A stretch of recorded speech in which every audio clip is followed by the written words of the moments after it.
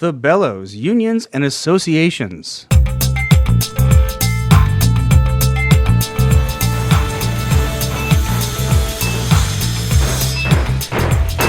right, cut to edge of stage. Great. All right, color frost. Check. 1, 2, 3. Check. Stand by, please.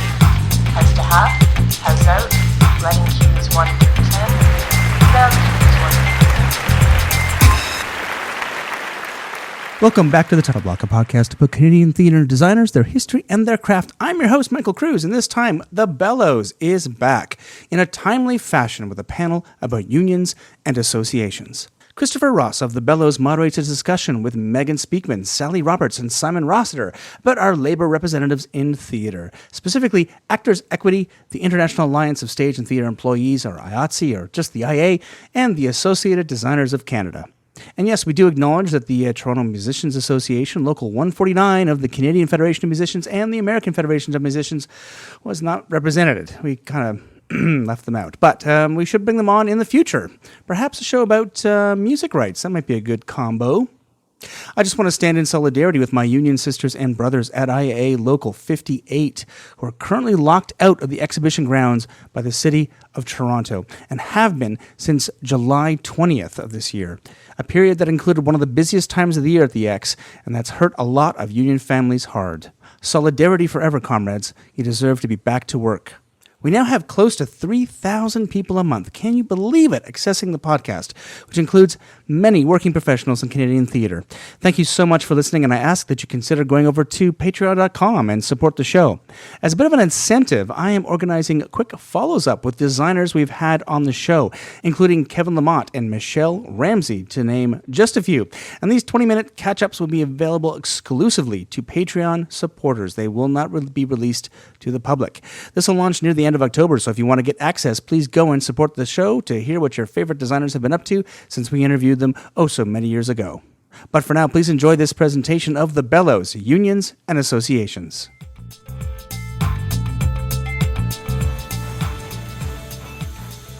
Hi. So before we begin, we'd like to acknowledge the traditional keepers of this land, the Huron-Wendat, the Anishinaabe, the Haudenosaunee, and most recently the Mississaugas of the New Credit.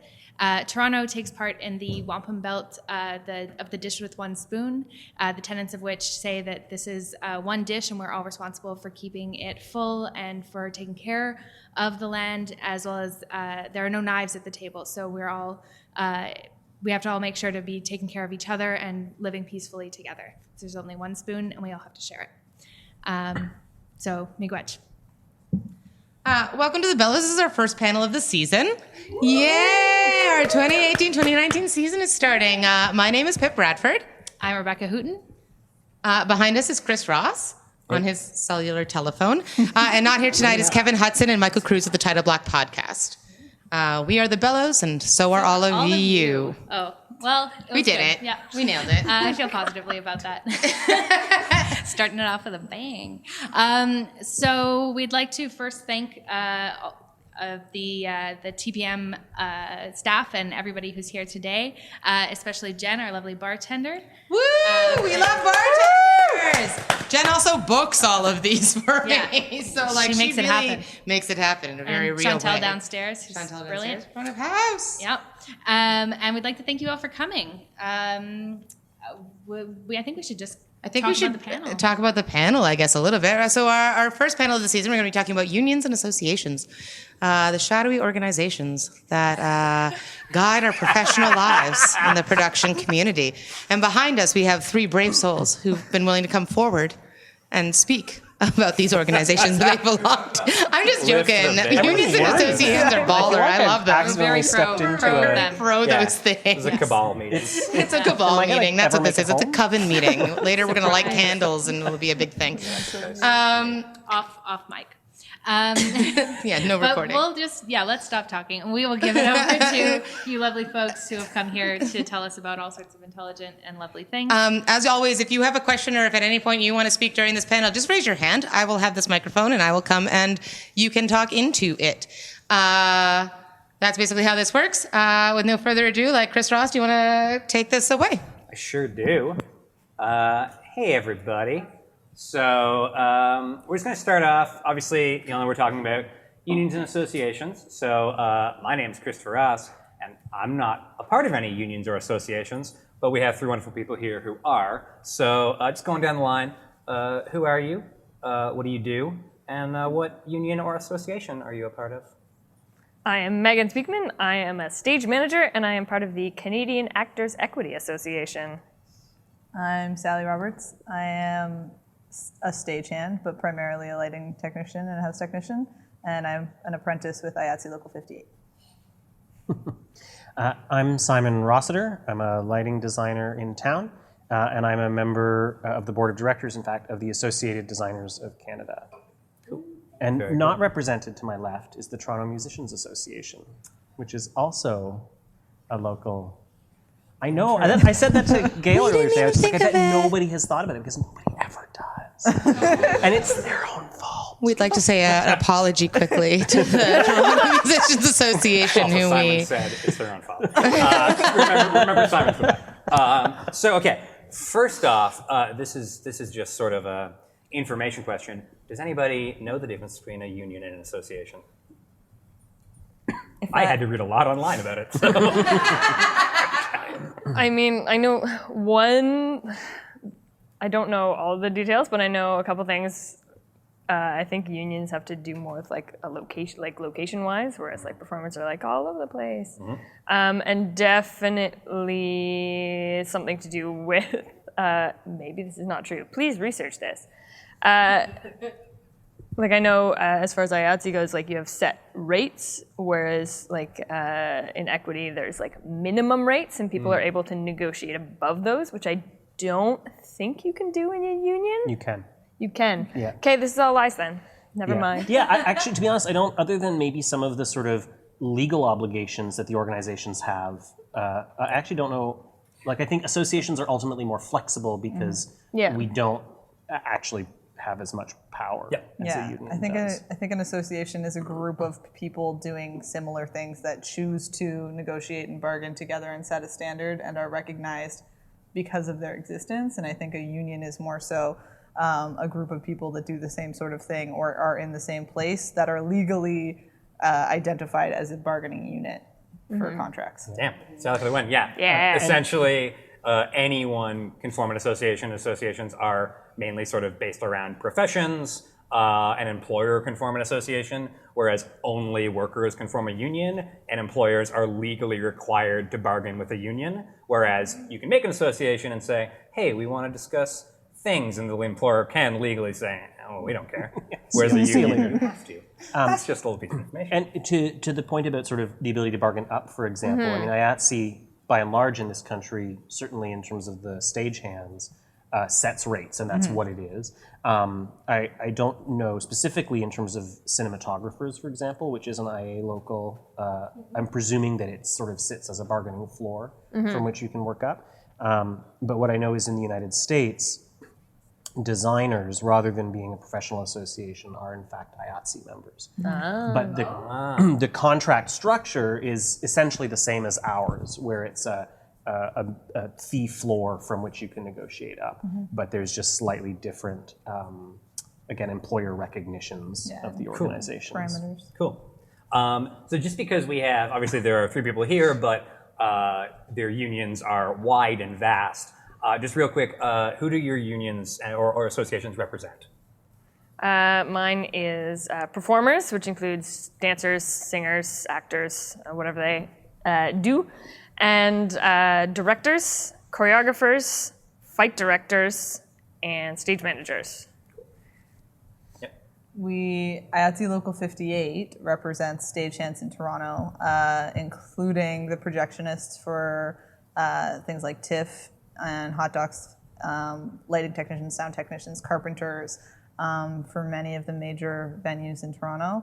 IATSE International spans out as far as film technicians, craft services people, film cameramen, props, costumes, et cetera, et cetera, et cetera. If it's live events or recorded events, we've probably got a finger on it somewhere in North America. Well, and even in this city, at some of the big theaters, front of house staff Yes, you're right. Thank you. I forgot about that. So box office and ushers. And Yeah, which I didn't realize till I was reading actually a little bit about it. I didn't realize that was the case. Yeah, B37, 173B. Thank you.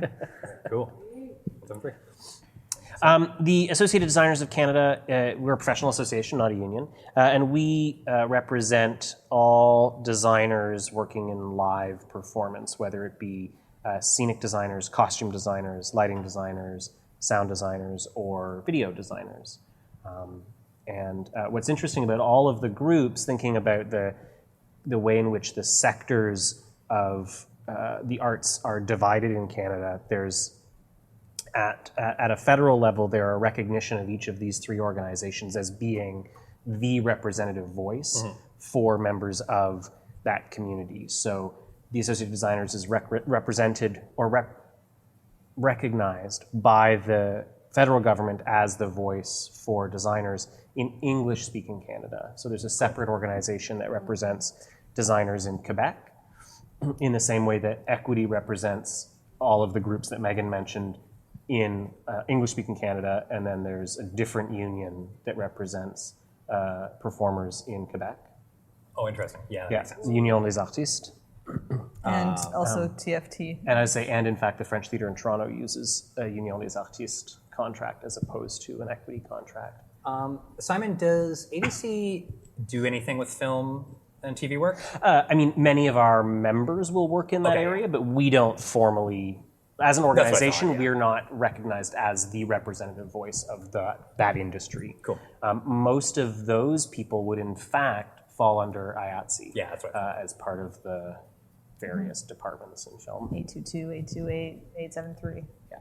Cool. There we go. So many numbers, so many letters. And in fact, This is all there's a lot of Acronyms. crossover between, even with Equity, there's a bit, but there's a lot of crossover between IA members and ADC members, for example. Designers who will work in a variety of disciplines, or designers who sometimes work as stage managers. So to be a part of one organization is not to silo oneself in just one field. Cool. Now, I'm not going to test you guys on this, especially if it's been a while since you joined, but can you tell me what the basic requirements are to join each of your unions or associations?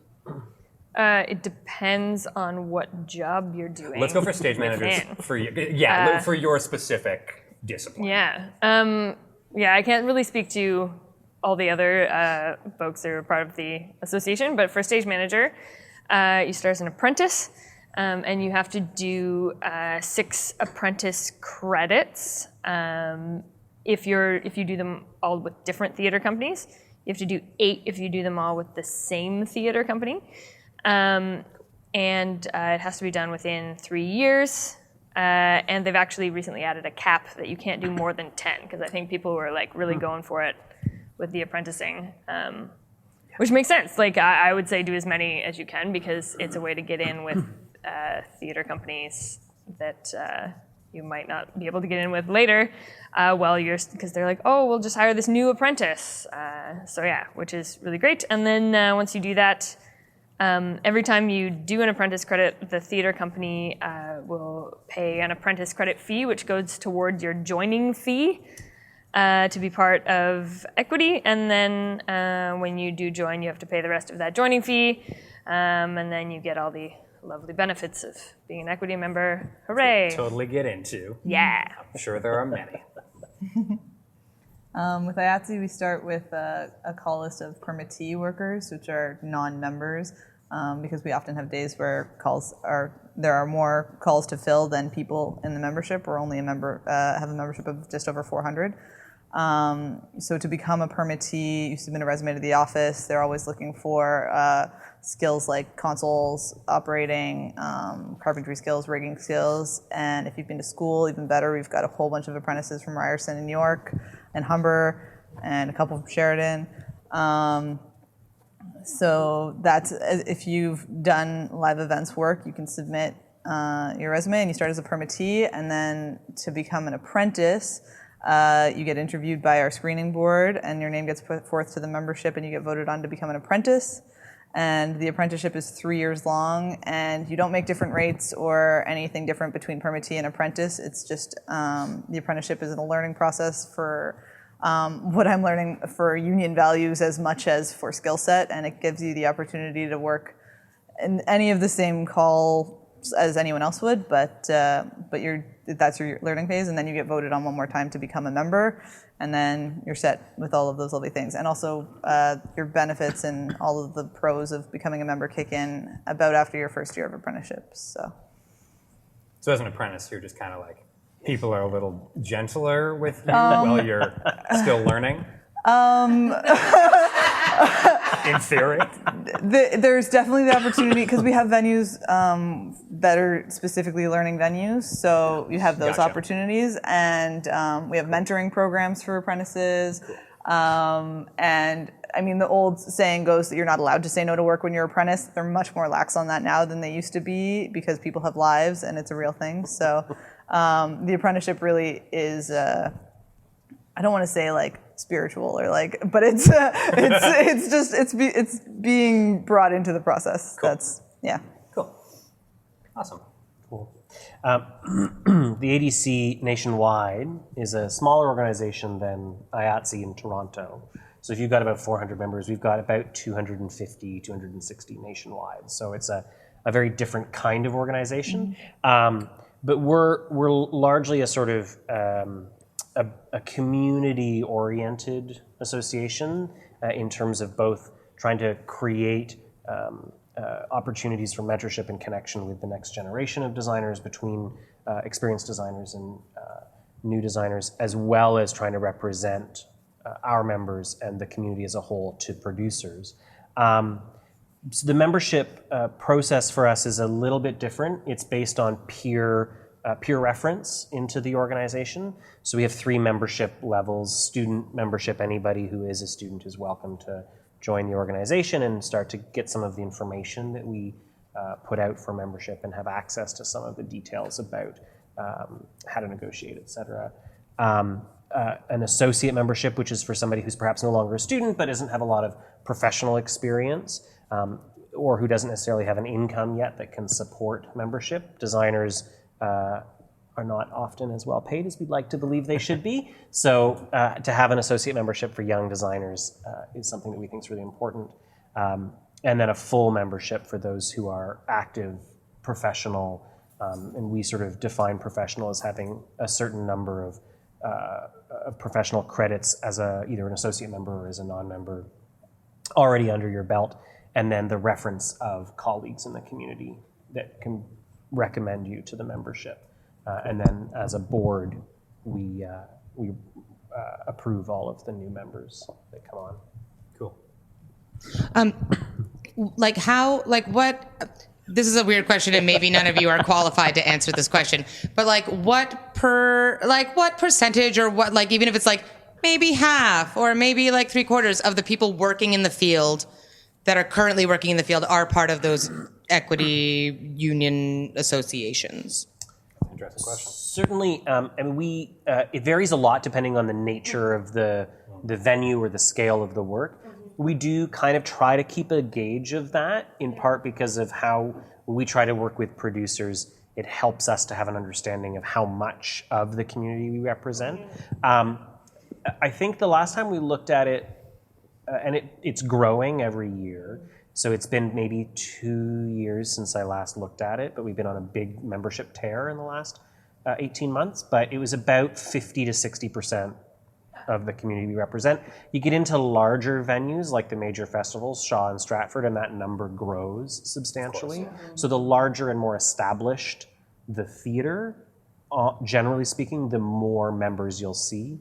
And then the smaller or newer or more indie the theater, the fewer members you'll see as a part of that. At sort of like Mervish level, are they? Is everybody or Well, Mervish is its own special thing because they don't hire Canadians.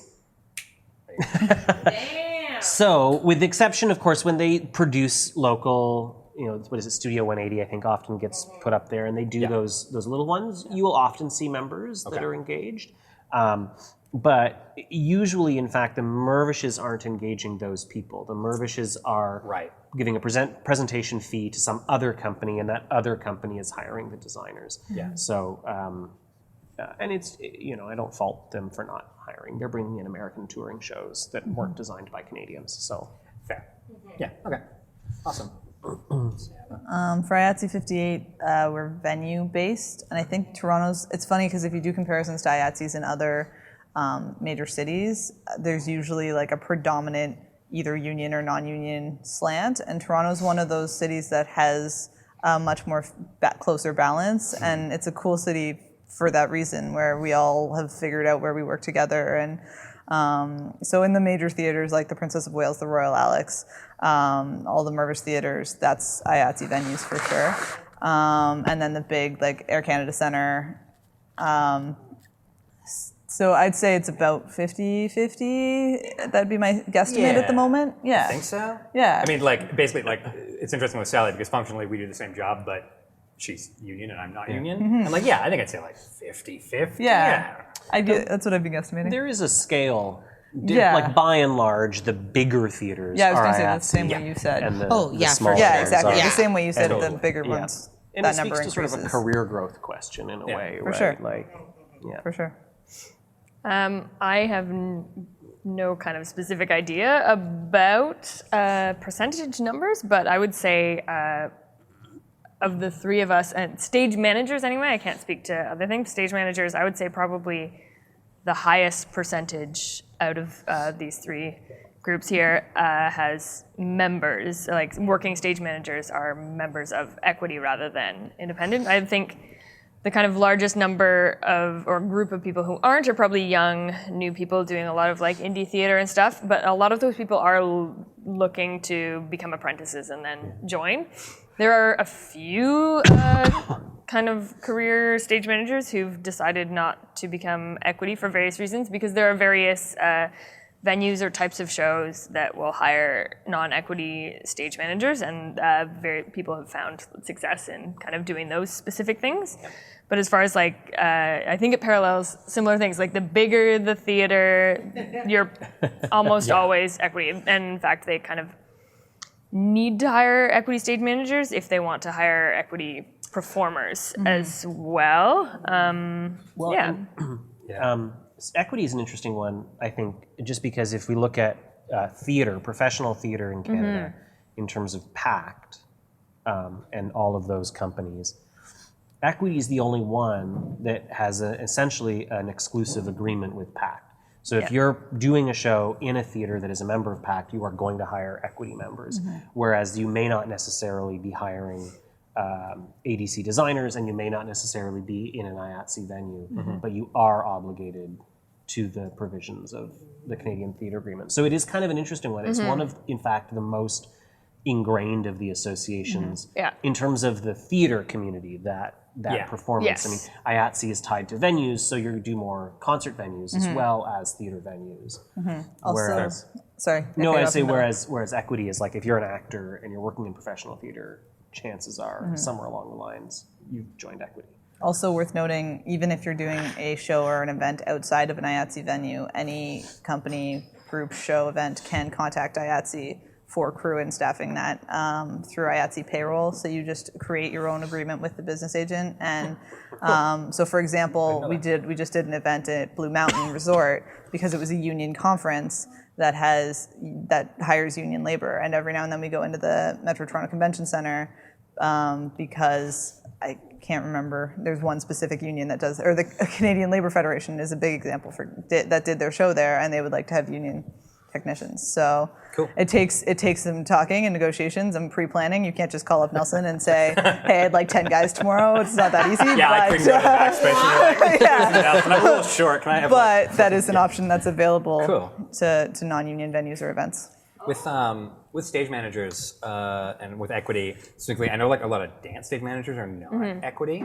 That's an example of just like sort of a offshoot of like a lot of people who do that thing are not. Because, and that's partly because a lot of dancers aren't equity. There's dance stage managers is definitely like bigger theaters are more likely to have, like the ballet. I think there's two. For sure has two equity dance companies in the country, I believe, and I think it's the National and the Royal Winnipeg. I think. And then the Alberta Ballet is equity. Oh, that's true, yeah. They're actually, fun fact, they're actually a union there, not an association at the Alberta Ballet, for reasons that I am not aware of, but they are. Who knows? Yeah, but... Cool. Okay, so once you're in the union/association, how do you get your work? Because I know there's a big difference between how Sally's work comes down versus how your guys' work comes down. So can you explain, like, where does your work come from? Various places. The kind of big source of work is there's an e-drive, which anyone can sign up for. You don't have to be a member of Equity, and I recommend anyone who works in theater sign up for this, because not only do Equity jobs come through, it's jobs for production managers or stage, like, just crew people. Like, all these good things filter through the e-drive. You just go to the Equity website, click on e-drive, sign up, there you go. So that's where a company will submit a form, filling out information, say who they want. Then it gets emailed out to everyone on the list, and then people will apply for it. That is kind of a big way it goes out, but that is actually not the main way that I have experienced getting work, or I think many people. It's basically someone I know will ask me if I'm available, and I say yes or no, and that's kind of the main way that I get work. Whether it's a director I know, or if I'm the stage manager, or a theater company I've worked with before, or someone who knows someone in the theater company I've worked with before, or a stage manager who wants to hire me as an ASM. It's definitely, sadly, all about who you know. You can get lucky and respond to one of those e-drives, and then you've made some more new connections. Great. But generally, it's word of mouth, hearing about things, being recommended by other people. So if someone I know was offered a job, they turned it down, then they might recommend me. And I do that. If I can't do a job, I have like a list of people that I say, anyone available for this? That kind of thing. Pretty similar to the indie theater world, Yeah. Cool. Let's go over to Simon, because I think your answer is going to be very similar. I was going to say dumb luck. That's how I find work. It doesn't change whether you're a member of an association or not.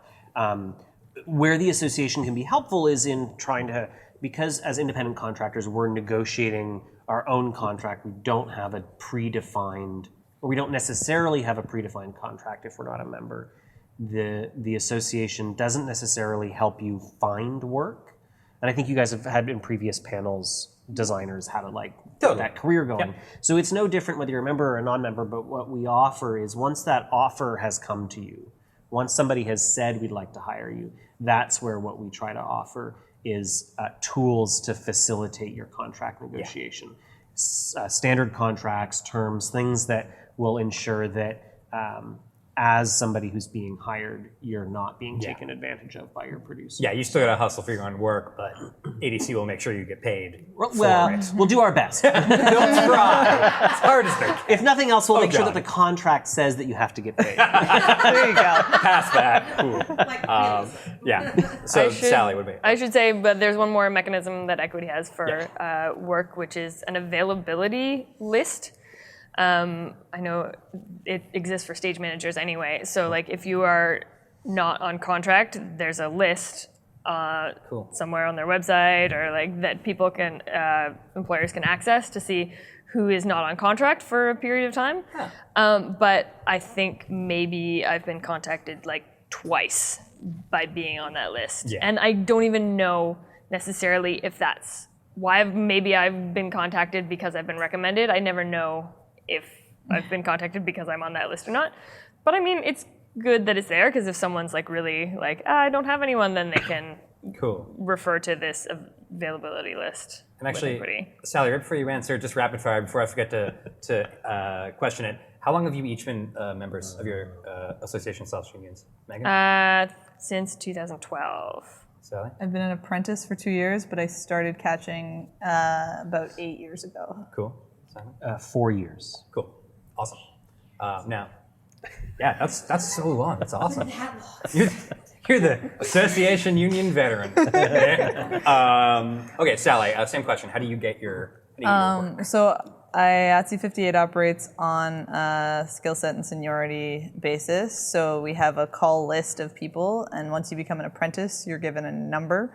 And that number is, one is high, and it works its way down. So we have a business agent and a call steward, and there's a list of all the work that is available for the day, and they start at the top of the seniority list and work their way through. And that sounds much more intimidating when you're thinking it's 400 people that they're calling every day. But you have to remember that when we have house venues, such as the Royal Alex and the Princess of Wales or Canadian Stage, those jobs come through like any other job. So when, for example, I'm the head technician for Berkeley at Canadian Stage for the Downstairs Theatre.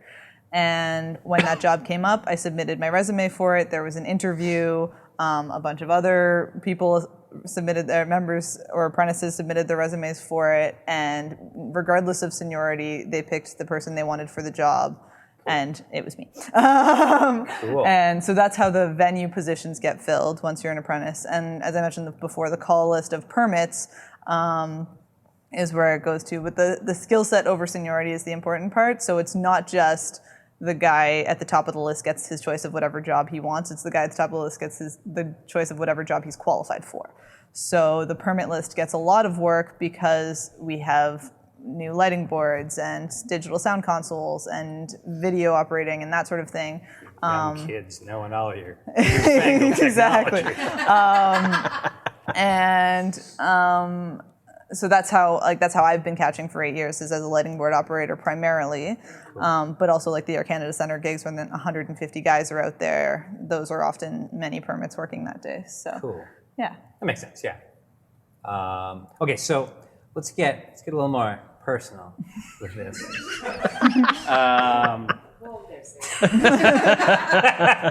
Okay, so tell me about your careers before you joined, like sort of how you started out, and then what made you decide to join, and then what you've done since then. So how did you start out, Megan?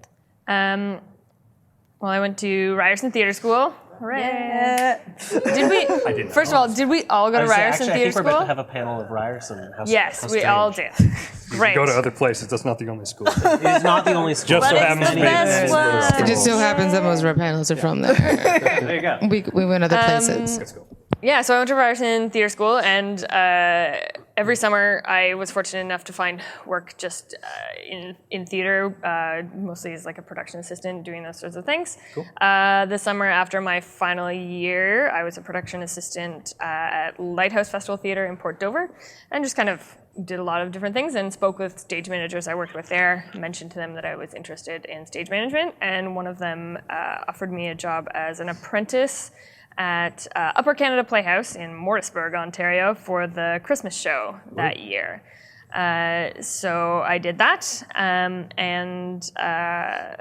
after that I kind of got apprenticeships in the same way I talked about as far as how hiring, looking at the e-drive, talking to people. Yep. Yeah, and then got my apprenticeships over 3 years. I decided to join because for me, it felt like that was the obvious choice if I wanted to be a stage manager, because if I wanted to work at any of the theatre companies that I wanted to work for, which is, again, the vast majority of professional theatre companies, I had to be an equity member. So that just kind of seemed like the logical choice, and I was fortunate enough to get going on that pretty much right after I started school. Awesome. Yeah. And what's it been like since? Great.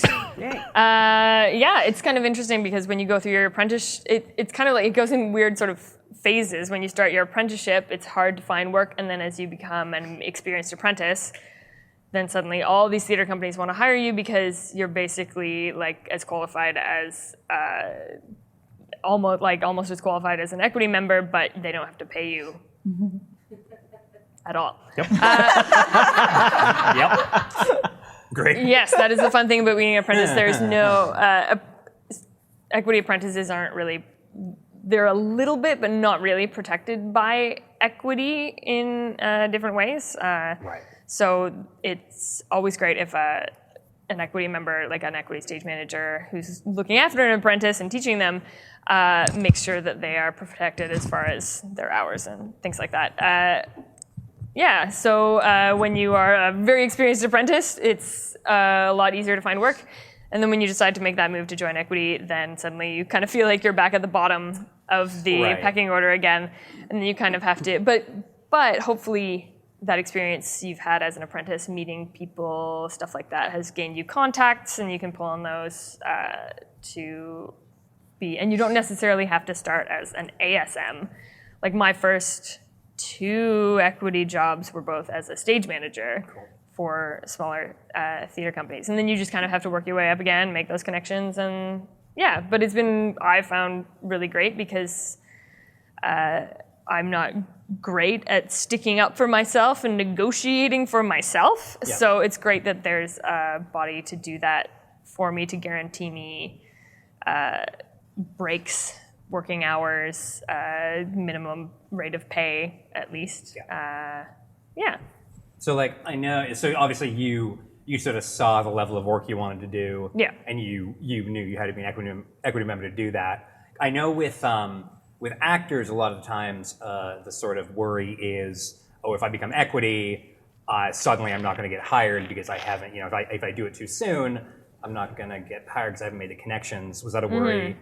Was it a worry for you, or did you felt like... Not really. I felt pretty good about it because, all the places I wanted to work were equity, and because you have that apprentice period, you're allowed to make those connections. I'm not entirely sure what the actor process for joining is, but I know they're allowed to work kind of like on a permit sort of basis. They can do a show, but not necessarily join, but they can't do too many of those. So they do have opportunities to work on equity shows, but they don't have to commit unless they keep doing that. Then eventually they're like, okay, it's time. It has to do with, correct if I'm wrong, isn't there sort of in any individual show there's a quota or a limit of how many members to non-members you're allowed to have? That is so that becomes a way that somebody statement. who's maybe not a member yet can kind of get themselves going. Mm-hmm. And then there's for performers, there's now, it's fairly recent, there's 2 levels. There's a 1 and 2 level of performers, and companies can hire certain percentages of each kind. You don't have to pay the level 2 as much. And bigger companies can have different sort of percentages of what they can hire that smaller companies do. Gotcha. Yes, lots of fun things. Math. Stuff. Trying to offset that sort of worry for people. Yeah. Do you happen to know if there's a fee differential of membership between a level 1 performer and a level 2? There is. Yeah. There absolutely that's is. Why. Yeah. That makes sense. Yeah. And I think, from my knowledge, that was Equity's attempt to get more members. Yeah. To encourage more people, anybody who is kind of unsure of. Yeah. Because they're I'll never get hired. Yeah, so that was kind of a way to be look, you can still get hired because all these companies will want to hire slightly cheaper performers. Yeah. And then, I think it's, you work for a certain period of time and then you get bumped up. But yeah, it's a bargaining of trying to make sure everybody's getting paid enough, but also trying to make sure everybody's hiring. Oh, well, it just sounds like a bit of an apprenticeship program. You come in at a certain time for a period of time, and I didn't know about that. That's and there used to be an actor apprenticeship program, but I think it's been switched over to whatever exists. Cool. That sounds good. Now, it must not have been working for various reasons. But fine tuning and stuff. But at the same time, even if you are an equity member, there's a lot of ways for performers and stage managers to work on smaller indie productions. There's different agreements that'll cover that. There's there's small. There's the indie 2.0, and then there's the collective. Okay, we can talk about that later. Many. Ask about that. Anyway, but until then, Sally, let's go over to you. How did you get your start? When did you join the union? Why did you join the union? And how's it been going since then? I also went to Ryerson. I was lucky to start catching calls with the union in second year. So I called myself an ACC member. So I literally looked at the Air Canada Center. Sorry, Scotiabank Arena. Oh yeah. My bad. I'm so sorry. Really? It's now the Scotiabank Arena. Sure is. I looked at the time Air Canada Center calendar and put all of those dates in my phone. and then would keep myself as available as possible for those days, and had that relationship with the business agent that he knew that that's what I was doing, Cool. and that's kind of how I started. Yeah. I tell everybody. early. It's not a secret. I Like, tell that's so everybody smart. that. Yeah. And from there, I was really lucky because I started that relationship with them early and kind of strategically developed that, that I was able to freelance, do my own thing. I went on tour for a little bit, and catch calls whenever I could. I got yelled at a couple times for being like, well, why the hell are we calling you if you're never going to be available? Because they wanted me because I had a skill set that they needed. But I wanted to take my time, and I wanted to make sure that I tried everything first. I didn't want to join the union and then go, oh, but I could look at all, like, what if I did want to production manage? Not saying that you can't do both, but for the apprenticeship period, I just like traveling mainly. So for the apprenticeship period, you have to live in Toronto to do the apprenticeship, and 3 years sounded like a really long time to be in one spot. So I tried a lot of things, and I toured and I production managed, and then I noticed a change in the freelance tech world, because I was doing a lot of corporate and working for those big corporate companies, and there was some mergers and acquisitions. There was Pan Am was a big mark on the freelance world because it was a lot of technicians needed a lot of time. And kind of post Pan Am, I noticed that the environment was one in which I might be better suited to joining the union. So because, again, I'm lucky, everyone's story is a little bit different. Because I had developed that relationship with them so early on, I kind of went, okay, here's my letter. So when you're a permit and you want to become an apprentice, you put in your letter of intent, and it says, this is me actually deciding to join. I still got turned down after my first screening, which I took as a huge blow to my ego, but it happens to basically everybody because, not basically everybody, I can't generalize like that, but it does happen a lot because we don't bring in a lot of people. We have in the last year or two, but it's tough competition to get in. So I didn't get in on my first screening, but I did get in on my second screening, which was February. And I've been an apprentice for 2 years. So since then, actually my strategy was I left town for 6 months or 2 months. And then I told all of my freelance companies that I was leaving and didn't tell any of them that I came back. And then I worked exclusively for Nelson. And then I left town for another couple weeks, and I didn't tell anyone. I told everyone I was leaving and didn't tell them I was coming back. And then that's how I narrowed down to be exclusively IATSE working. And then I went for my apprenticeship. Again, I put way too much thought in this because I had 8 years to do it. So wait, you just ghosted. You hard ghosted. Sally has the classic story of knowing what you want to do really early and then going for that really hard. It may seem unattainable for the rest of us, but I was really lucky that way. And I love that I still have the good relationship with the non-union theaters that I've worked in, and that I can still be on panels like this and have the discussion. And since I've become an apprentice, obviously I've become the house tech at Berkeley, which is awesome because it's just exactly the same as being a technician anywhere else, except I have a union negotiated contract. I was going to say, like, you pulled ACC calls for a long time, and then now you're the house tech at the Berkeley, again, doing the same job as me, but you're in the union. That's cool. That's really cool. Good for you. And the other reason I really wanted to join is because those big, ridiculous musicals are appealing to me, and the idea of working in the Royal Alex one day or working in on the Princess of Wales with all the cool toys sounds fun. And there's some good stories like the one of the girls, Megan, who was one of the head technicians at Young Center for several years, is now the head of props at the Ed Mervis Theatre, which is just spectacular as far as the growth over the last couple of years. So I liked that trajectory for myself. So that's why I'm here now. Yeah. Oh, that's really cool. Also benefits and pensions. So but let's talk about that later. Benefits of being You said it.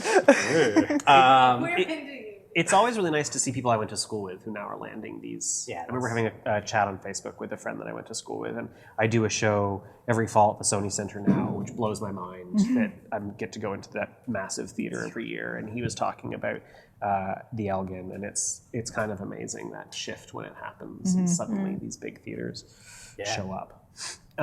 Crazy. Yeah, let's go to Simon. But so the ADC tends to bring people in at two phases in their careers, either right out of school and people want to be part of that community, they aren't comfortable negotiating the details of a contract. And we don't negotiate contracts, but we have stock language. And so it's for somebody who's doesn't feel comfortable kind of identifying their intellectual property rights or royalties or those sorts of things, we make that a bit easier. Yeah. So there are people who come fresh out of school who want that, who join. I wasn't part of that group. I've always been pretty comfortable negotiating. Yeah, when you said 4 years, I was like, oh shit. Like, yeah. And I sort of, I got lucky and I started designing at a school, but I didn't really, it was a bit accidental. I always wanted to do it, but I feel like I fell into the right spot at the right time. Yeah. But I was always very comfortable negotiating for myself, so I didn't necessarily have an impetus to join right away. And about 4 years ago, I kind of hit the wall where I said, I'm kind of tired of a different contractor needing to argue over certain things every time. So it's nice to have it would be nice to have a stock contract. And I really started to feel that the value that as a community, as an industry, we bring by working collectively is greater in terms of the potential than each of us working on our own. And I've been very lucky to negotiate well for myself, but I felt like as a collective we can do better. And perhaps those who haven't been as fortunate can benefit from those who have been more fortunate. And so I sort of joined a bit out of that sense of wanting to be able to contribute both to that community and from that community. Cool. So have things changed for me? Not really a huge amount, other than now I use ADC contracts for everything, and I get the little benefits that we have from that. And I've had a chance to negotiate with PACT at the table and be a part of that contract and work to revise our standards and our working procedures for designers across the country in terms of the recommendations that we put forward. So I joined a bit as an exercise in collective participation more than about trying to get something out of it. I think we at the Bellows understand that. But yeah, you were kind of doing well for yourself, but you wanted to bring up the profession as a whole. In what little way I could. In what little way, anyway. Yeah, cool. Okay, that's really interesting. Let's go back to that sort of thing we were talking about before. Can you do non-union / association work if you so choose to? No. No. Okay. Cool. Great. No. This is actually a curiosity question because I don't actually know. No, Okay, I can't, cool. and nor would I want to. Cool. Mostly because I feel like we are stronger if we work together in an association. So I don't want to kind of encourage people to kind of cheat and work outside.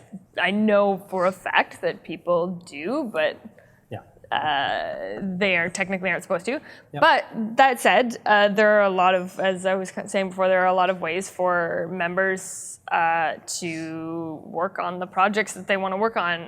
There's a whole huge list of agreements. Check out caea.com for those, because there are a lot of agreements that cover a lot of different things. Yeah, Indy 2.0 is a classic one. Like, is collective. The collective agreement, which is basically kind of like if you want to do a show, just be like with your friends and be like, hey, we want to really do this thing. We have zero money.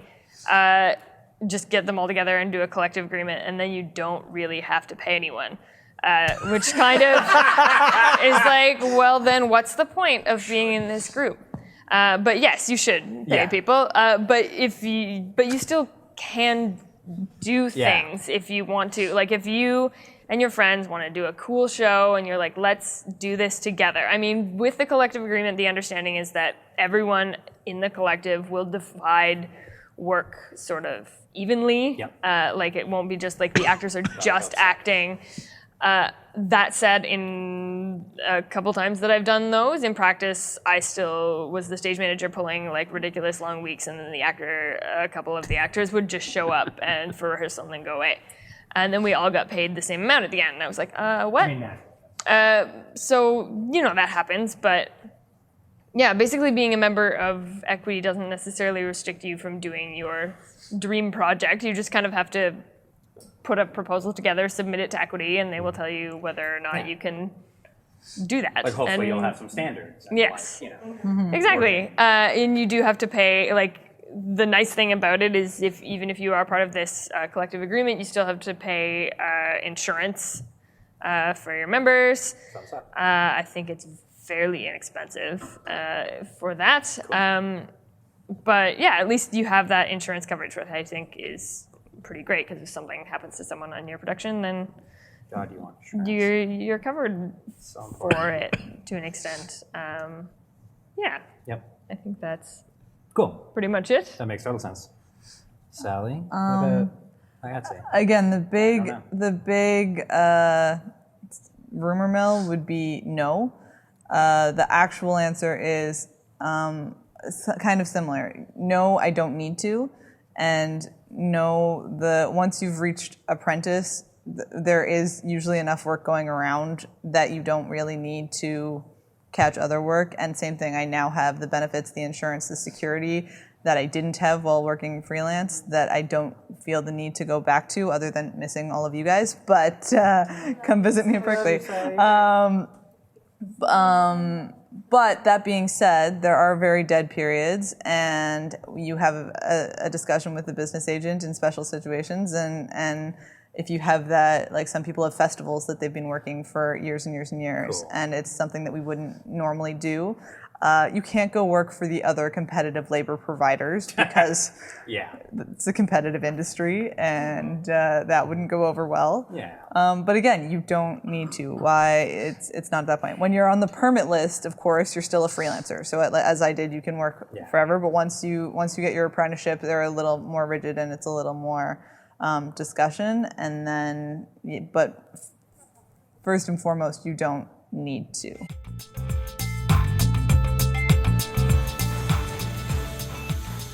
Hey, just another quick moment to ask you to go to the show notes and click on the link to support the show at patreon.com. This will help to cover travel costs as I break out from my base in Hamilton to interview designers as they pass through the festivals and the big city. I'm currently planning a big trip to Vancouver over the December holiday to interview luminaries like Mary Kerr. You heard me, luminaries. Watch this space. I'll be asking for your help to get me out there soon. So go to patreon.com/the Title Block Podcast and donate a couple bucks an episode. It'll really help.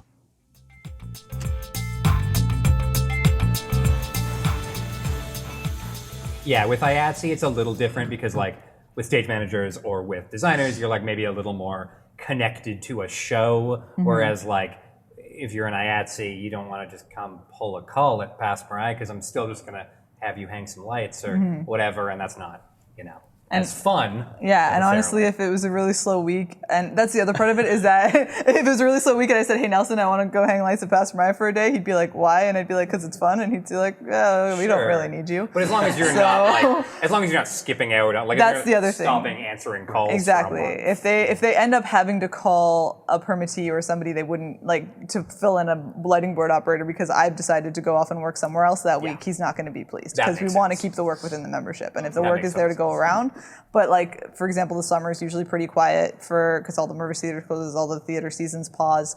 Then we have lots of people that. So as an IATSE member, if you wanted to go like production manage a show, totally also fine. You can totally do that. You just can't skip out on work to do it. Yeah, exactly. And once you become a member, you could. Yeah. So when you're an apprentice, you can't. But once you become a member, you can. Turn down all the work you want. Turn down all the work you want and go do whatever you want. Forever until you. Fuck up as long as you keep paying those dues. Pay those dues.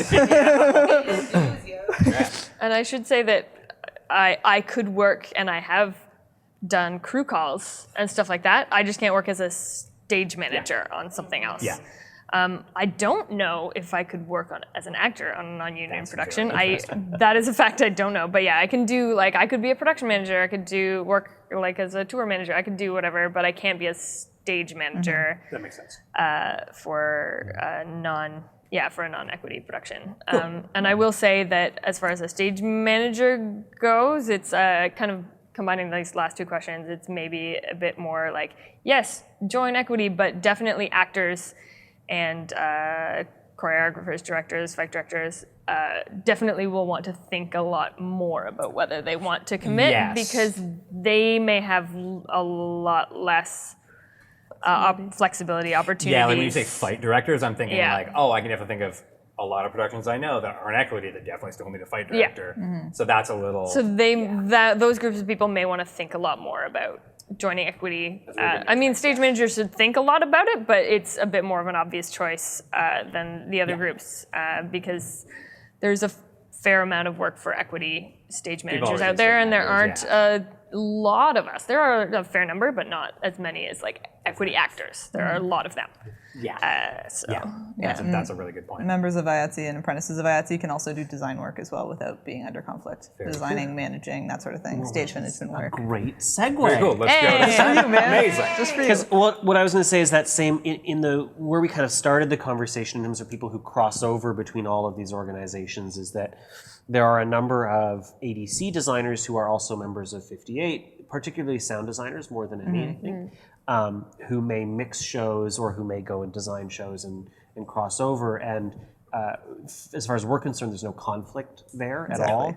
The way ADC tends to think about it is that design as a sphere has a huge array of ways in which it's manifested. So as a lighting designer, I may make a new design for a show, but I also may be hired to tour a design that pre-exists for some other show as a lighting director. And as an organization, we don't have a stock contract for that. So I wouldn't necessarily put myself under an ADC contract to be a lighting director on a tour because there isn't that.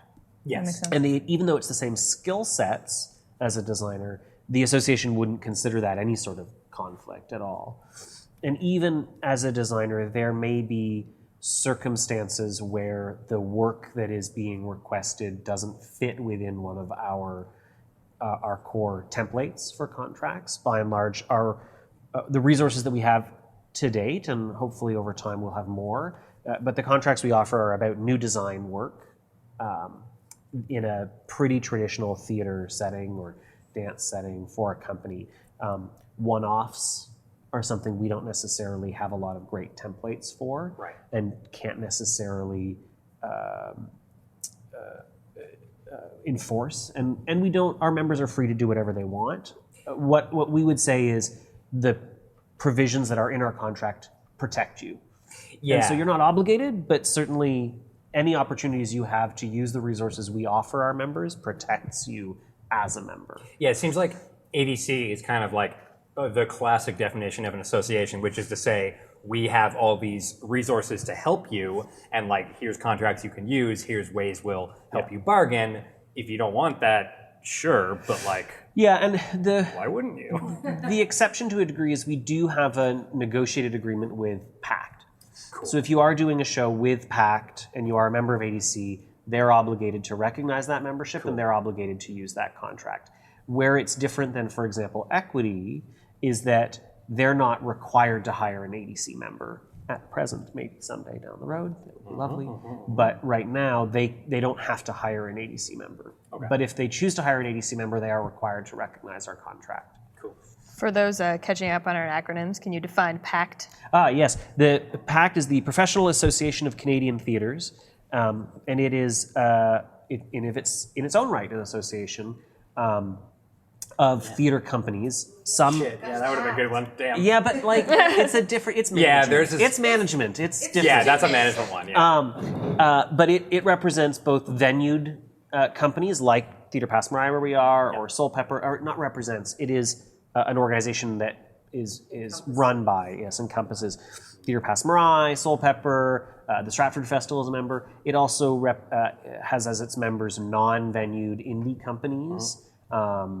Like Theatre Smith Gilmore, like Nightwood. I suspect Studio 180, but I actually don't know. What does PACT govern? Because, for example, like I know you have to be PACT to get into the Doras. Is that a thing? No. No. Okay. What? Tapa. Tapa. Oh God. So many associations. There's so many associations. Yeah, we didn't invite Tapa. So what's Tapa? Somebody define Tapa real quick. I'll be on Toronto Alliance for the Performing Arts. Thank you. What does PACT govern? I think. And there are a lot of things that they do that I honestly, because I am not myself a member of PACT. Yes. But I do know that, and there's a distinction between affiliate member, associate member, I can't remember the exact term, but a full member of PACT versus an affiliate member, I'll say. I don't remember which one it is. Sure. And I'm really only familiar with the component of the relationship to PACT for full members, which is the agreements that PACT negotiates on behalf of its members with, for example, the ADC and with Equity. So the Canadian Theatre Agreement, which has been around for, was it the 70s sometime? I want to say it was the early 70s, I think.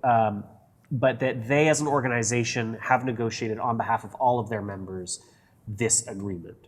Right. That is why Equity has the clout that they do amongst stage managers and actors and has that representation. So whereas IATSE negotiates venue by venue with a contract for the employees in that venue, PACT has negotiated with Equity nationwide. And it's sort of, I assume, like a set of standards and sort of like rules or standards that we follow. Which is why there's a book.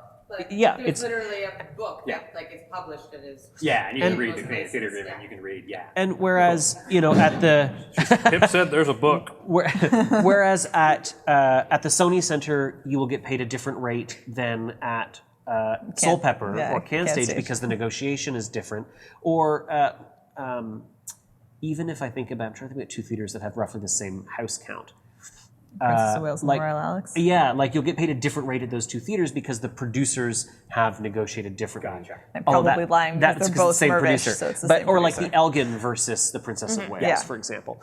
Whereas at an A-house theater anywhere in the country, for Equity or for ADC, the base fee is the same, no matter what city you're in. Cool. It's, the Neptune Theater is an A-house, Can Stage is an A-house, the Globe is an A-house, and Saskatchewan, and the base amount that you have to pay as a minimum is the same in all of those theaters. Yeah, that makes sense. And I should say A-house is, there's a set of like letter rankings between which was negotiated in, and it's different depending on what agreement you look at, but between Equity and PACT have negotiated different like rankings.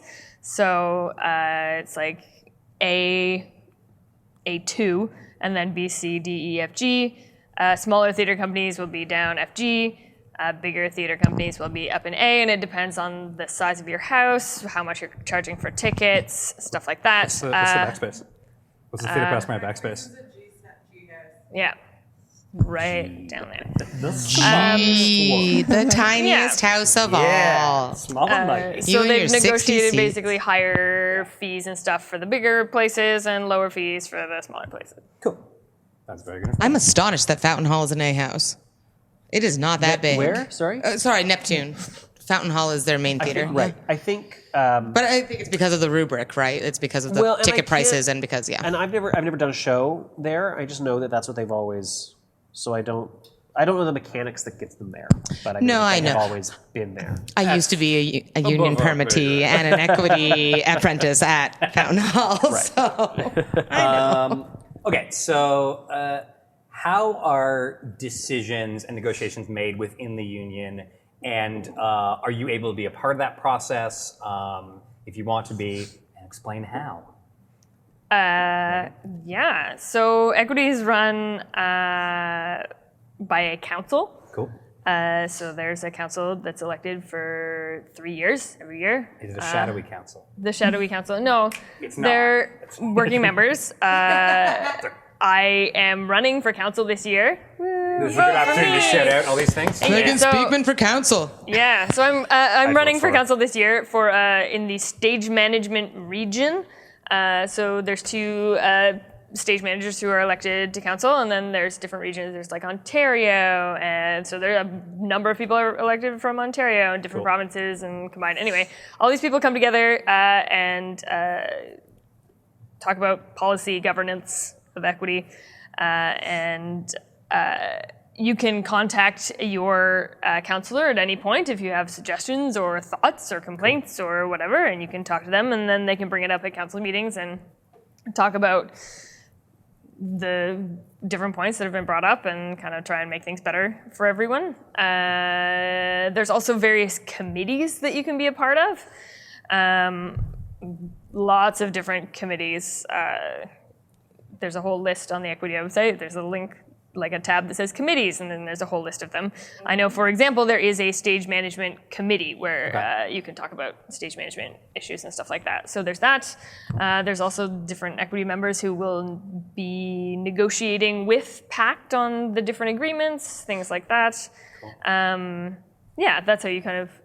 Does that answer kind of most of your question? How you kind of get involved, make changes? I know, for example, like the Not in Our Space initiative, did that come out of a committee? Did that... how did that come about? There's definitely a committee that deals with it now. Cool. I don't know where it... Like where that I don't know exactly Yeah. who decided. I feel like definitely council. It was something council talked about, and perhaps they created a committee to talk about it. But yeah, there is now a committee that talks about Not in Our Space and sort of workplace harassment and safety and all that sort of stuff. But there are various ways to get involved in the association with decisions get made and sort of that sort of thing. Yeah. Cool. And and you can always just talk to them. You can call them up and say, I have a thing I want to talk about. And then they can direct you to who's the right person to tell about it. Stage managers, there's like at the end of a production, I don't know if a lot of people necessarily do this, but there is a form you can fill out after you do a show that says, hey, here's some suggestions for things because of something I experienced on this show. And you can be like, here you go. Cool. So lots of ways to get involved. Cool. Awesome. So. How contracts are negotiated with IATSE. Once a contract already exists, so in a venue that's already an IATSE venue, in the contract there's an end date when it comes up for renegotiation. So, for example, Canadian Stage is the end of this year, I believe. And, sorry, I say year, I mean season. You guys would all speak the same language. And when that comes up for negotiation, so IATSE has like a self-government. We have a president, but people don't realize how small we really are. Our only full-time office people are our president and our business agent. Otherwise, we have a vice president that basically gets an honorarium and then hourly based on the work required of them, and then a call steward and like a treasurer and then receptionists. So to become any one of those positions, you get nominated by the membership and you get elected. So, for example, our president once was the head technician at Berkeley, and our business agent was the carpenter at the Princess of Wales for a while. On many shows. So we are stagehands governed by stagehands. So when it comes to contract negotiations, the people that sit on our negotiating committee are the president, the business agent, the vice president, and then we also have a negotiating committee of members that gets elected and express interest in wanting to be a part of the negotiating process. And I believe there's somewhere between 6 and 10 of them, maybe a few more. I don't know it off the top of my head.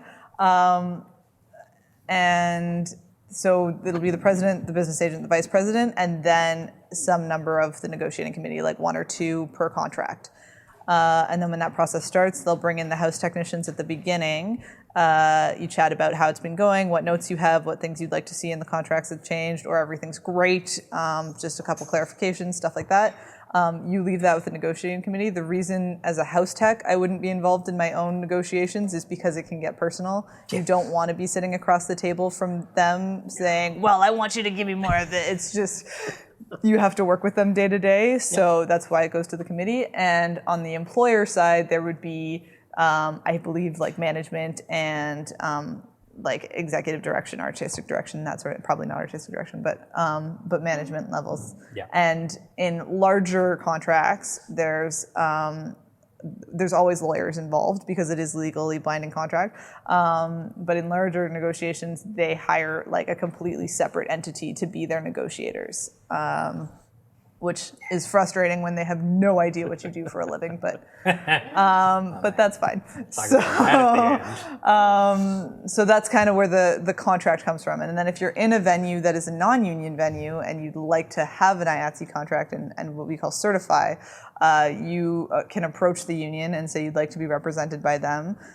You sign temporary cards, and then the paperwork gets submitted to the Ministry of Labor, and then there's a vote in the venue among the staff to certify or not certify, and then the contract goes into negotiations after that if it all goes through. And then once the contract's been set by the employer and the negotiating committee, it gets presented at a members' meeting, and the full membership votes on it, and that is ratification. So once everyone says, cool, we agree with that, then it's all set, and you don't have to deal with it again for the next few years. Yeah, because that should actually be mentioned. When I said earlier that unions represent employees or workers, and associations can be set up even by the employer, unions, in fact, have to be democratically decided on by the workers. So if you say, I want to start a union, and the majority of workers say, well, we don't, then it doesn't happen. So that's where that ratification. And the other thing I keep forgetting to throw in is that we are employees under the contract. So for example, I don't get paid by IATSE, like where you'd be I don't get paid by, where you're freelancing and you get paid by labor providing company. I get paid by my employer, which is Canadian Stage. And when I work at the Air Canada Centre, I get paid by Air Canada Centre. So you are an employee under each one of those individual contracts. Yeah. It's a lot of T4s. It's a lot of T4s. I get upward, I think my record was like 19 because the free tax software I have's limit is 20. I can stop taking work. Yeah, exactly. I was like, can't work there. I don't have T4. I don't have T4. I get one T4 and I think I forgot. And then similar to equity, we do have lots of other committees within us. So the negotiating committee, the executive board, the screening board I mentioned earlier, the social committee. So there's lots, right? So we have a women's committee as well now. So there's lots of ways to get involved. Cool. What's also notable is in terms of certifying is if the workers at a venue decide, we're not being adequately represented by ourselves, we would like a union to represent us. Once that vote happens, once those cards are signed, the employer is legally obligated to respect to recognize and it, to negotiate it. Yeah, you don't just get to say no. Yeah, there's no just kicking you out the door instead. No, exactly. Which is a really critical part of the labor law. Yes, exactly. And that's actually where the power of it comes from, really. Definitely. And the negotiating clout is that legal obligation. It really does put the right of work in the hands of the workers, which is the goal. I don't know what the legal obligation is, but you also can't be fired for talking about a union. No, definitely not. It is your right to do so. Yeah. To organize. And I think coming back, that kind of comes back to differences between unions and associations. Exactly. Because those theater companies have to hire union members. They don't necessarily have to hire the association members. Yep. That's a very good point. Yeah. Simon? The ADC, we think of ourselves as a member-driven organization, in part because we are so tiny, and that really the only way we can kind of get anything done is through our members engaging with what they want us to do. And in a lot of cases, that means either bringing ideas forward or actually saying, I have a thing I'm interested in, I want to do it, let's try to make it happen. And a specific example that's very current is for anybody who follows the Designers Guild online, which is run by a couple of members. There was recently a post about a sound rights workshop that we're subsidizing for our members, or that's open for money to non-members. Awesome. And that was an initiative that John Zosky, who's one of our members, had sort of brought forward and said, I'm interested in this thing, and we were talking about it. And I sort of encouraged him to speak to Gail, our executive director, and they did speak, and there was a conversation about how we can help facilitate that, and I don't know exactly how it landed, but at the end of the day, evidently the agreement was that we're going to help subsidize that for people. So it's a member-driven initiative. We don't necessarily bring everything top down because we don't have the staff to do that, but our members, if you are a member of ADC or want to become a member of ADC and have an idea about something we should do, oh my God, please call me, call Gail, call Ken McKenzie, our president. We would love it. Do you happen to know when that workshop is happening? I don't. I believe that it is still, or were there a couple of dates? I'm trying to remember what was on the posting now. It's okay. Can you just tell us where to find the posting so that we can let people know? Designers Guild, I'm pretty sure. Okay, so if we just look at Designers Guild. Or Associated Designers is the account. That's a secret. But the date, I think, was a TBA before. Okay. We were trying to get enough people. Oh, it's just interested. not settled yet. It's not settled. Yeah. Let us know what it is, because I think that a lot of people would be interested in that. I think it was like there were 7 or 8 slots, and once we had 7 or 8 people, then it was going to be the game of when are those 7 or 8 people? The doodle poll is out. Yes, Is what you mean. That's what I like that form. Doodles out. That actually folds really well into my next question. And we can go through this one quickly, but are there training opportunities? Are there further education opportunities available through your organizations? Not. I don't really know what. To be fair, I don't really know necessarily what stage management would need a person to say. Though that would be what the apprenticeship model is. Really. Yeah. It's about giving you that training on your way in a sense. Yeah, I mean, it's not through the union, although Equity does help with funding a bit for the Stage Managing the Arts conference SM that Arts, happens Check them out. in April-ish every year.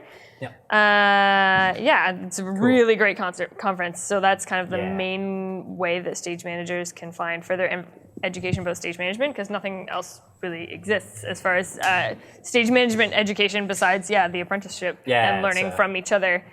Actors and stuff, they kind of fend for themselves, taking all the various workshops and things that they love. There's so many workshops and things that people can do, but not necessarily through. Yeah, that's fair. Yes, tons and tons and tons. I guess that question was tons. lobbed to Sally. Once you become an apprentice, and even as a permit, same sort of thing. As a permit worker, all the same education can be presented to you for money if there are slots available, which is actually a much more recent development that we've opened that up because we have such a big permit list now. But as an apprentice, my working at Heights, my right up until being sent to LDI can be covered, and Lighting Designers International Conference in Las Vegas. If you want to do very light certification in somewhere else, anything that you can justify as being relevant to your job. Cool. And either some or all of it will be covered by our education fund. Cool. And there's a fund for that. Yeah, exactly. Regular certifications and recertifications are there on top of that. Zoom booms and that sort of thing. Cool. Yeah, totally, completely. Cool. The joy of having a negotiated collective agreement. That education fund. Yeah, a chunk it's off like of you every... collectively pool your money and then you pay for things that everyone needs. What? Well, and it benefits the employer to have. It does. Right? Because. Yeah, exactly. Who know what they're doing. It's like, hey, CanStage, you don't have to pay for my working at Heights. I've got it based on our agreement. Simon? The ADC, we don't have a lot of any formal programs, though much like this music rights workshop that we're trying to get off the ground, anything that comes to us or that a member is interested in trying to explore, we're more than happy to help facilitate. Cool. For us, one of the really important goals for us as an organization is about mentorship and connecting senior designers and junior designers. Yeah. And we do that in an informal way, largely because at this point we don't necessarily have the resources to pay people to do that sort of thing. Yeah. But it's really an important value for us to have our senior members and our newer members connect and to try to build those connections, those intergenerational connections. Design as a craft is something that is handed down across the generations. It's hard to teach it in a classroom. And so connecting designers at various stages in their career is really important to us. Does anybody, can somebody chat real quick about CITT as well? Does anybody know? Canadian Institute for Theatre Technology, which has an extensive presence amongst university technical directors and technical directors generally, I think. Cool. I think it's anybody around the room can correct me if I'm wrong, but I think it's much more populated by that sort of technical director group, I think, more than designers, more than technicians. I have taken many courses through CITT things. They've presented the ETCI on workshop a couple times, level 1, 2, and 3, and they've brought in like you. Yeah, I know they provide a lot of workshops and stuff like that. And if I take one of those of my own volition and clear it with our education committee, that's covered for me as well. So even if I go out on my own to do it. But yeah, at CITT's the conference, they present a lot of education for the industry. Awesome. Okay, so the last question I'm going to ask is, sort of moving forward, what would you like to see improve, change further with your association? Like, do you have any hopes for the future, changes you want to see, or like things you want to improve about how things are going in the industry for you? There's always ways to get better. Yeah. I think kind of blindsided them with that question. Kind of one thing for sure is assisting stage management. Like for stage management point of view, I can't necessarily speak to performers and that, but as far as stage management goes, assisting apprentices and stuff, and maybe a bit more protection for them. I know there was a negotiated Canadian theatre agreement recently that did not get ratified by PACT. That fell through, that had some great things about apprentices in there, like making sure they aren't allowed to work more hours than a stage manager is, like their mentor is.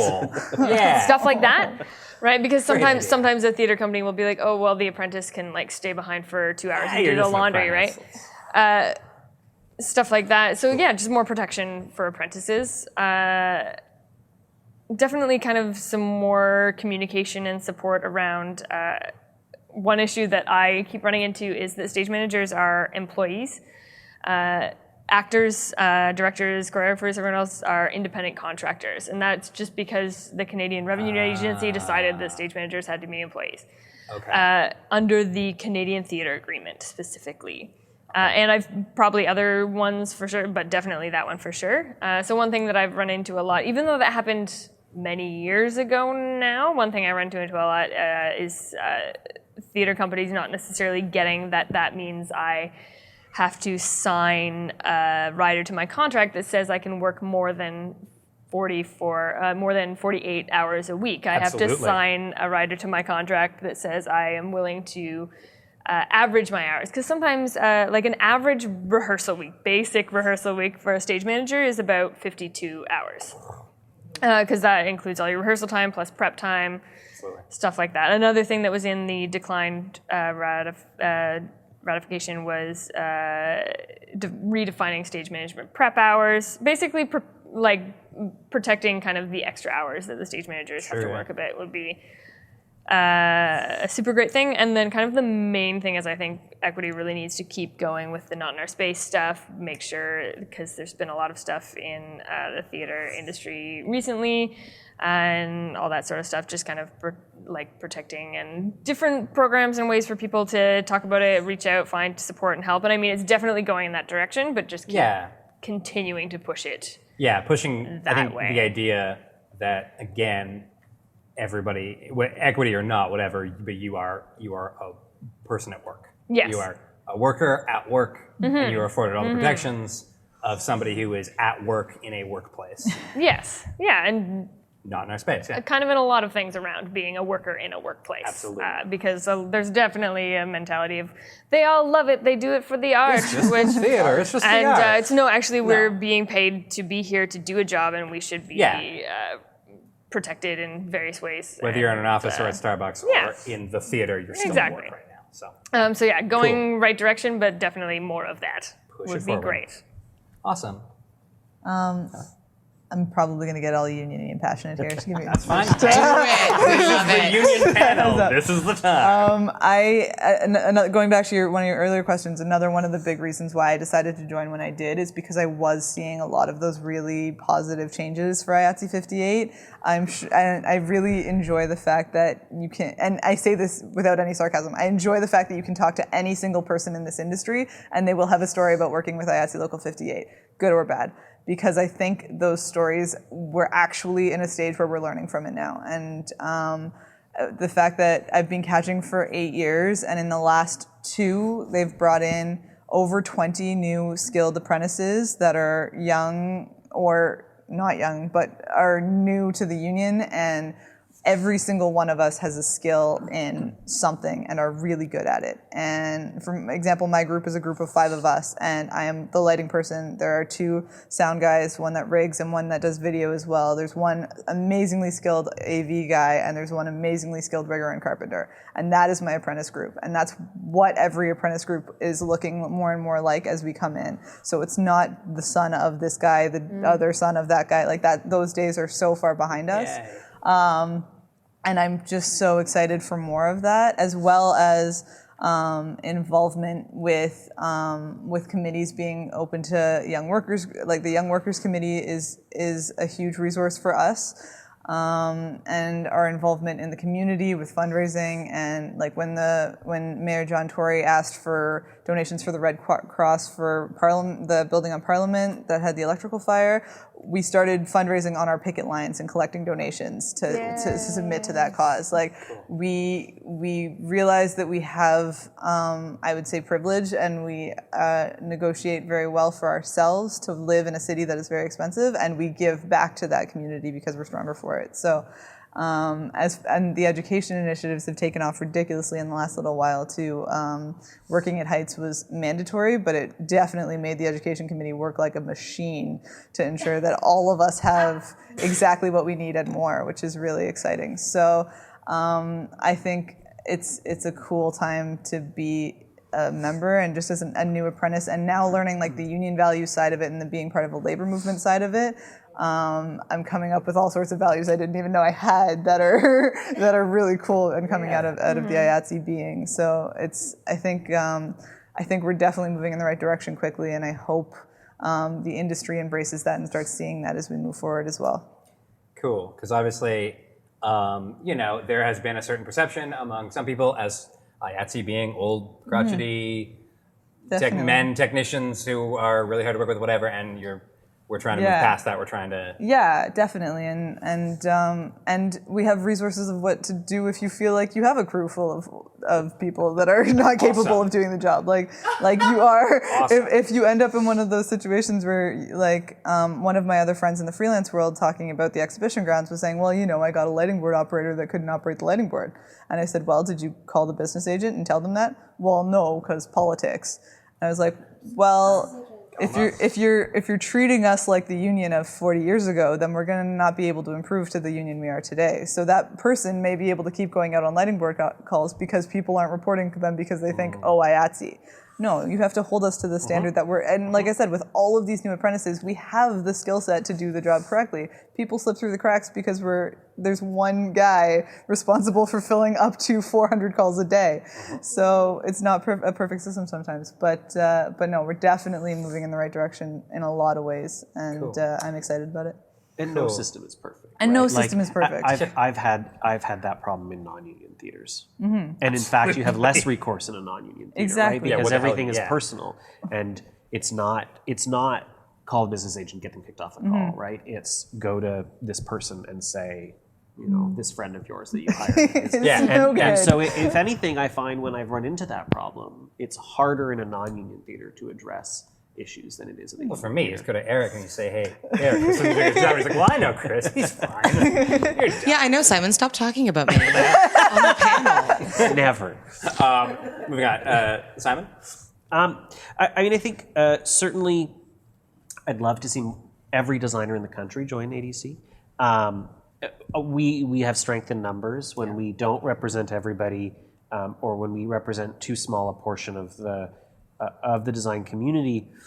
We lose our capacity to negotiate effectively with PACT because they're not obligated to negotiate with us. Our strength exists only in the number of designers that are our members. And we are growing, and that is helping give us a level of clout, but it's always a constant fight. I think as an organization, there's always room for growth. There's more initiatives. I'd love to see more members get involved at a high level in terms of bringing things forward and trying to bring us suggestions or get engaged in an activity that they're interested in. I think thinking long-term about what we do as an organization, I think education for the industry as a whole is an incredibly important value for us. far too often, I mean, lighting designers, sorry, I just hit my mic. As a lighting designer, I'm very lucky that the people who came before me as lighting designers worked very hard to define the separation between what it is to be a lighting designer and to be an electrician. And I benefit from that.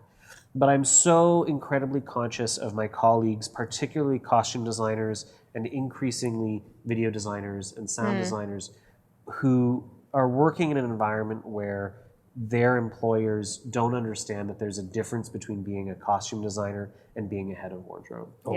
And that if you're asked to stitch a costume, that's not design work anymore. That's the execution of design. It's a technical task. And it doesn't mean that we don't all have skills that cross over. I have been in situations as a lighting designer where I'm asked to hang my own lights and I do double duty. But at no point in that process, I think, does somebody say, oh, well, you're the lighting designer, so you're also going to hang the lights. There's an understanding that I'm choosing to do that second task, and I have the capacity to either say yes or no to that. And I think it's so important for us to recognize amongst the other disciplines that you may be able to engage your costume designer to also stitch, but that is not the same thing as hiring them to be a costume designer. And so that kind of recognition and that sort of understanding in the community as a whole is, I think, where I'd really like to see us as an organization move, or to be able to really get traction. Yeah, one of those like helping that education.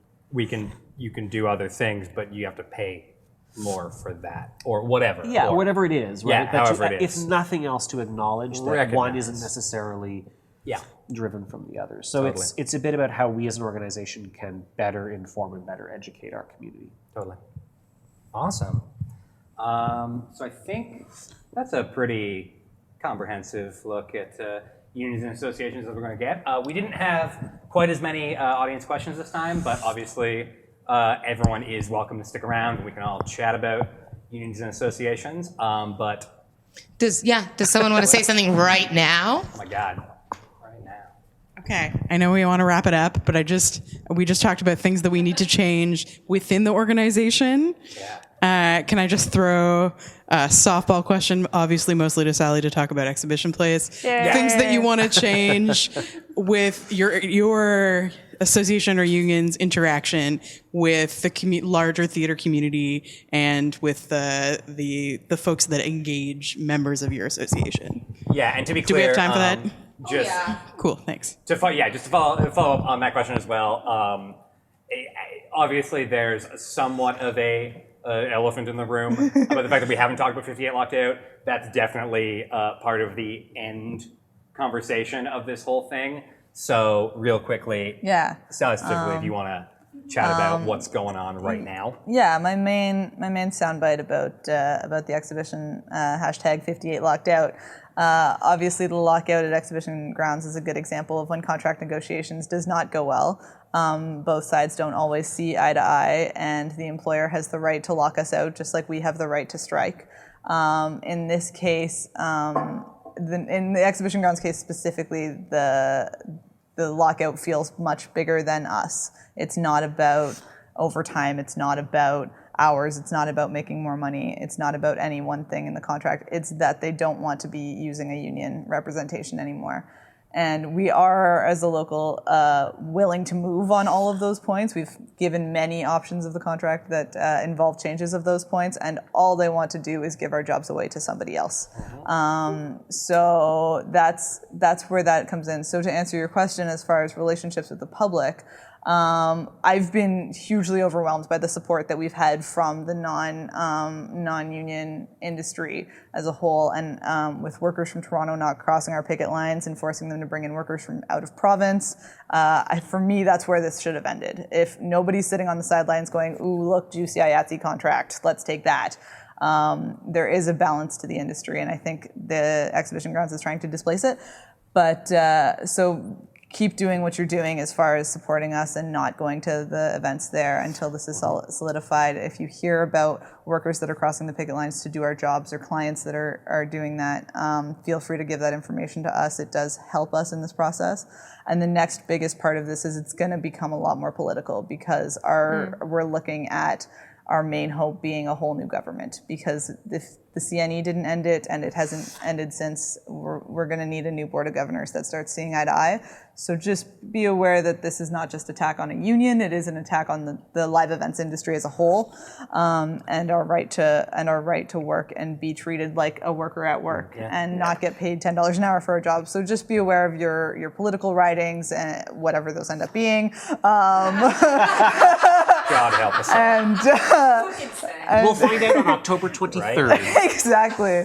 And think carefully about who you're supporting in this upcoming election and what their stance is on the lockout, whether or not your personal opinions align with the lockout. Realize that it is something bigger. I think, correct me if I'm wrong, but I think from what I was looking at, this is the first of a series of contract negotiations at the exhibition place. Yeah. And so as a bit of an outsider looking at it, my sense is that it suggests as though this is the canary in the coal mine for what is likely to be a series of anti-union, anti-labor moves as each of these contracts comes up to try to kick each and every one of them out in sequence. Yeah. And I think it's really important that we recognize, not just within the entertainment industry, but citywide and countrywide, the importance of respecting the labor movement. If we look south of the border to the sort of, I would say a word that's less kind, bad things that are happening in a lot of the states around right to work legislation and around union busting and around trying to displace workers or ensure that they're paid as little as possible. I think we have to be really careful in this country to not let that happen. And that's countrywide. And then I think we have to recognize within the entertainment industry, there's a reason why all of the associations exist and why they have come to bear. And we're not as unionized in this country in the entertainment industry as the United States. They have far more union representation there than we do. We have more associations. But people do this because they're passionate about it. And we love that we get to do this. And as a consequence, that makes us so much more prone to exploitation from our employers because we love it. And so we're willing to do shitty jobs for no pay. And the reason the unions and associations exist is to be able to stand up against producers who are willing to do that and to say, no, there is a fair pay. There is something that's reasonable. And that we're going to stand up for you as a collective and ensure that you're not being taken advantage of by unscrupulous producers. Yeah, like, let's be clear.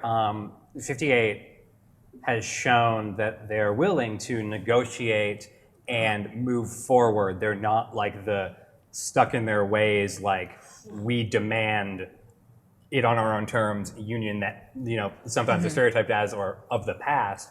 They've been willing to negotiate. So, and just because the CNE is over does not mean the lockout is over. Exactly. So let's just, I mean, from the Bellows, I think absolutely we support unions. Don't cross picket lines. 58. Don't cross. We can even post a list of the venues that are affected. And upcoming events. On the upcoming events. Thank you. But we are all the working class. So and Simon, I can give a shout out to Simon because he's actually been out on our picket lines with us, and has Rebecca to our rallies. So our picket lines and our rallies are open to anybody, not just members. We're definitely looking for numbers because we are small. So if you're interested in that and coming out, how do we find out how to come out? You can message me directly, Sally Roberts on Facebook. You can message the IATSE58 Facebook page. You can email any of the people in the office, IATSE58.org. Maybe the Bellows will put it out. The Bellows can also put out. We'll also put out a post. Definitely, because we've got picket lines almost every day at every event. So great. And we do have other contracts in the city to fulfill, which is the hard part. And also educating your friends and family around you, because one of the huge hurdle we're facing is like, no, this is what we do. This is how the industry works. This is why it matters. And this is why we're locked out. And that's how long it takes to get to this conversation. Whereas when I'm in a room full of peers, as Simon said, you understand what the industry is and why we're essential. So, so that's the ways you can help us out. And I think Simon is right. This is going to become a thing in the future, in the near future. So please come Well, out. and you don't want all of us getting our work taken away because then we're going to jump into the freelance industry and the whole balance gets thrown off. We're all The whole part of balance gets thrown off. the same class. So We are in an increasingly conservative time, and there are increasing pressures in the political world to privatize and to kill off unions or publicly employed people. Yep. And I think it's really important for us to recognize that that is about wage depression, and it's about exploitation, and it's about profiteering. And it's important for us as a broader community to stand up and say that profiteering is not okay, and that everybody who is working in this industry or in any industry is entitled to a fair, reasonable living wage, whatever that means in any given city or in any given context. Exactly. But that CEOs making, 190 times the average worker salary is insane. And and however people feel about what people should be getting paid or whatever, us letting private interests do it willingly, we can't negotiate against ourselves. Yeah. We have to stand up for ourselves. We're only as and strong say, as all of us. So, for the love of God, please join together. Let's go out on that hopeful, not hopeful note. I don't know. Well, I mean, the people united will never be defeated. Unless John Tory. Roundup. If I want to join Equity, how do I do it? You can call the office. I would say that's probably the best way. Call the office. There's an office here in Toronto. There's also a Western office. And I can just look at the website and all you that can just shit's look at the there, website, caea.com, and say, I want to join. Tell me more information. Or you can just browse their website, and there's stuff about how to join on there, too. Great. How do I join the union? Head to the office at 511 Adelaide Street West, right across from Factory Theatre. So close. It's so close. It's so nice. So close. There's permit applications there. Bring a resume. You can email your resume into the business agent. If you know anyone who's a member or working, shoot us a message. Let us know you're interested. It is a little bit of a who you know that way as well. You can send your name on busy days and put the ACC dates in your calendar. Hot tips from Sally Roberts. How do I join the ADC? Designers.ca is our website.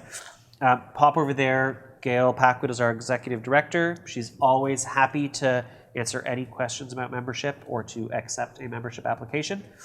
Talk to designers you've worked with. There are inevitably ADC members in your history. Or give myself or Kim McKenzie, our president, a ring or an email. We're happy to talk to anybody at any time about how to become a member. That's not great. hard. And not to brag about it, but Gail's coming back for our panel on contracts and fees in May. Oh, cool. Perfect. I just asked her. It worked out. Yeah. Yeah. Amazing. Amazing. We did another panel, Chris. Yeah. Thank you guys Rebecca, so much. we This was nailed this. amazing. Thank you for being here. Thank you to our panelists. Yeah, thank you to our panelists. Megan Speakman, Sally Roberts, Simon Rossiter. You guys are class acts.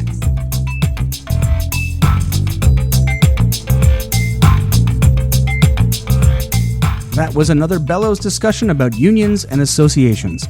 Next time, a wonderful discussion with projection designer Jamie Nesbitt. The music for this podcast is by Vern Good with voiceover by Gabriel Cropley. Please go to Apple Podcasts and give us a review. It'll help get the word out about this podcast and share the history of theatre design in Canada. And you can follow us on Twitter at TheTitleBlockCA and on Facebook.com/TheTitleBlockPodcast. You can send comments and requests by email to TheTitleBlock@gmail.com. And don't forget that if you like the show, please support us on Patreon.com. I'm Michael Kruse, and I'll see you next time on The Title Block.